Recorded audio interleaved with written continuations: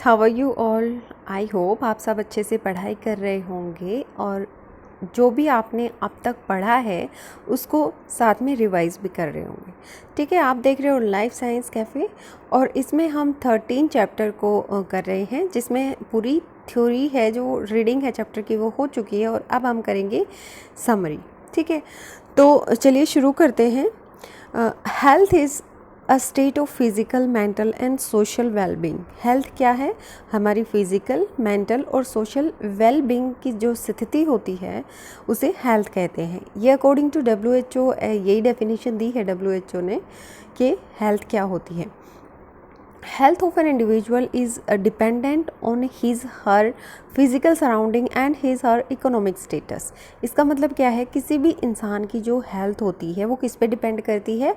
उसके physical surrounding में और उसकी इकोनॉमिक जो स्टेटस होता है उसके ऊपर। ठीक है, सपोज़ किसी के पास खाने के ही पैसे नहीं है, जिसका पेट ही भरा नहीं होता, वो न्यूट्रिशियस खाने की कैसे सोच सकता है?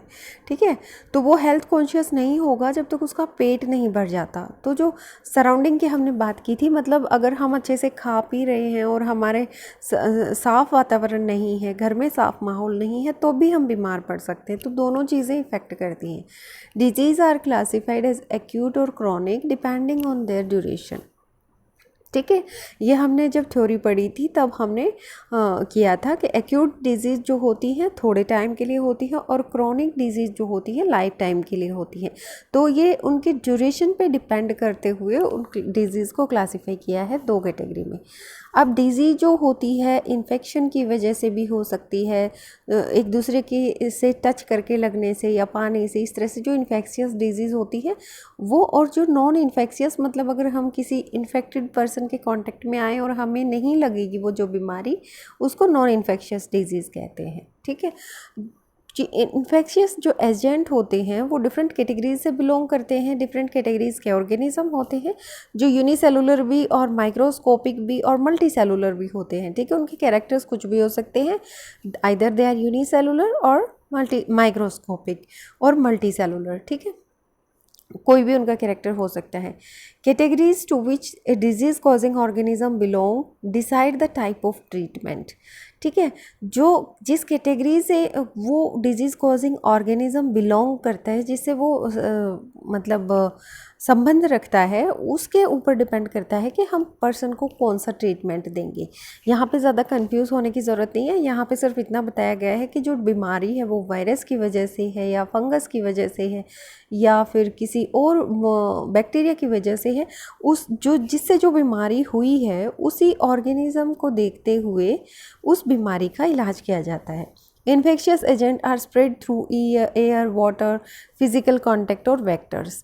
ठीक है, इन्फेक्शियस जो एजेंट होते हैं जो बीमारी करते हैं वो या तो पानी के थ्रू या एयर के थ्रू या फिजिकल कांटेक्ट के थ्रू, जैसे एड्स स्प्रेड होता है, और कोई भी वेक्टर हो सकता है। वेक्टर में मच्छर जो होते हैं वो बहुत कॉमन वेक्टर है। वेक्टर उसे कहते हैं जो बीमारी को फैलाता है। ठीक है, prevention of disease is more desirable than its successful treatment. वो कहते हैं ना, इलाज से अच्छा बचाव है, तो उसको रोको, उस बीमारी को, है ना, बचाव करो उसको। ठीक है, उसका सक्सेसफुल ट्रीटमेंट करने से अच्छा, उसका इलाज करने से अच्छा उससे पहले ही बचाव कर लो। ठीक है, ये कई बार बुजुर्ग कहते हैं कि जब झगड़ा होने का डर होता है तो अपना बचाव कर लो, बाद में इलाज करवाते फिरोगे कोई फ़ायदा नहीं है। तो मतलब वो झगड़ा हो ही ना, मतलब झगड़ा तो सपोज़ हम टाल सकते हैं लेकिन बीमारी का हमें पता नहीं होता। लेकिन इतना ज़रूर पता होता है कि अगर हम बॉइल्ड वाटर लें तो भी जो पानी से होने वाली बीमारियां वो नहीं होंगी।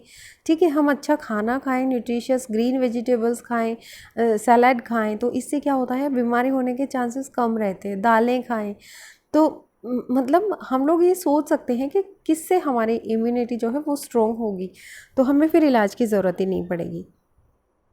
Infectious disease can be prevented by public health hygiene. जो इन्फेक्शियस डिजीज़ होती हैं वो पब्लिक हेल्थ हाइजीन से को ध्यान में रखते हुए, उनको ठीक रखते हुए, उनको उनसे एक्सपोज हुए बिना, इन्फेक्शियस एजेंट से एक्सपोज हुए बिना, मतलब हेल्थ को सही रखा जाता है, मतलब इन्फेक्शियस डिजीज़ नहीं होंगी। ठीक है, जिस पर्सन को इन्फेक्शियस डिजीज़ है अगर हम उसके सामने ही नहीं आएंगे तो वो इन्फेक्शियस एजेंट क्या करेगा, हमारा कुछ भी नहीं करेगा, बिल्कुल भी कुछ दिक्कत नहीं होने वाली है। Infectious disease can also be prevented by using immunization. Immunization से भी इन्फेक्शियस डिजीज़ को रोका जा सकता है, जैसे हमने वो काव पॉक्स वाला एग्जाम्पल दिया था, है ना। चिकन पॉक्स होने के डर से जिनको काव पॉक्स हुआ था, जिन मिल्क मेड को, उनको फिर दोबारा से चिकन पॉक्स नहीं हुआ, क्योंकि उनमें इम्यून सिस्टम को पता चल गया, उन्होंने पहचान लिया, क्योंकि उसके जो वेक्टर थे वो सिमिलर थे, जो ऑर्गेनिजम्स थे वो सिमिलर थे, इसलिए उनको वो बीमारी में लड़ने की ताकत मिल गई। Effective prevention of infectious disease in a community require that everyone should have access to public hygiene and immunization।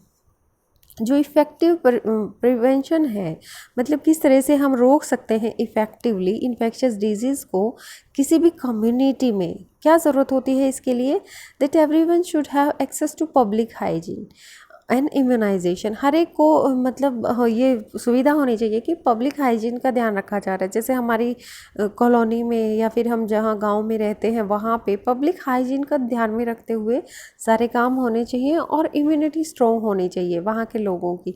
उन लोगों को पता होना चाहिए कि क्या चीज़ खानी चाहिए, क्या चीज़ बच्चों को देनी चाहिए। इस तरह से उनकी इम्यूनिटी स्ट्रॉन्ग हो जाती है और वो अपने आप को बचा के रख सकते हैं ऐसी बीमारियों से।